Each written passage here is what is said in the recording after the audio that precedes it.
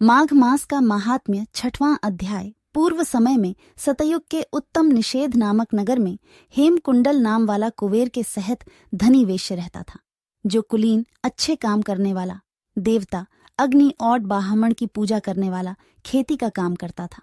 वह गो, घोड़े, भैंस आदि का पालन करता था।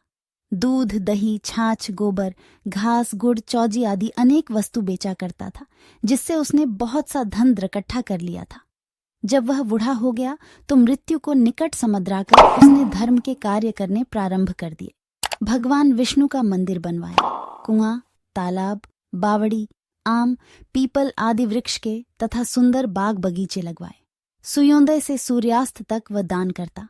गांव के चारों तरफ जल की प्याऊ लगवाई। उसने साटे जन्म भर जितने भी पाप किए वे उनका प्रायश्चित करता था। इस प्रकार उसके 2 पुत्र उत्पन्न हुए, जिनका नाम उसने कुंडल और विकुंडल रखा। संपूर्ण माघ मास पुराण गया और महात्म्य जब दोनों लड़के युवावस्था के हुए तो हेमकुंडल वैश्य गृहस्थी का सब कार्य सौंपकर तपस्या के निमित्त वन में चला गया और वहां विष्णु की आराधना में शरीर को सुखाकर अंत में विष्णु लोक को प्राप्त हुआ। उसके दोनों पुत्र लक्ष्मी के मद को प्राप्त होकर बुढ़े कमों में लग गए। वेश्यागामी वीणा और बाजे लेकर वेश्याओं के साथ गाते फिरते थे। अच्छे सुंदर वस्त्र पहनकर, सुगंधित तेल आदि लगाकर, भांड और खुशामदियों से घिरे हुए हाथी की अवारी और सुंदर घटाओं में रहते थे। इस प्रकार ऊपर बोए बीज के सदृश वह अपने धन को बूढ़े कामों में नष्ट करते थे। कभी किसी सत्पात्र को दान आदि नहीं करते थे, न ही कभी हवन, देवता या ब्रह्मा जी की सेवा तथा विष्णु का पूजन ही करते थे। थोड़े दिनों में उनका सब धन नष्ट हो गया और वह दरिद्रता को प्राप्त होकर अत्यंत दुखी हो गए।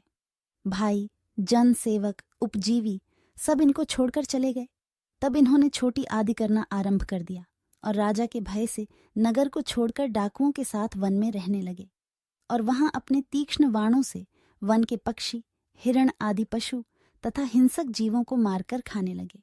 एक समय इनमें से एक पर्वत पर गाय, जिसको सिंह मारकर खा गया, और दूसरा वल को गया जो काले सर्प के इसले से भर गया। तब यमराज के दूत उन दोनों को बांधकर यम के पास लाए और कहने लगे कि महाराज, इन दोनों पापियों के लिए क्या आज्ञा।